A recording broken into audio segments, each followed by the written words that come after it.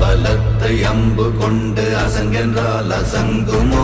நம்பமற்ற பார்க்கடல் கலங்கென்றால் கலங்குமோ?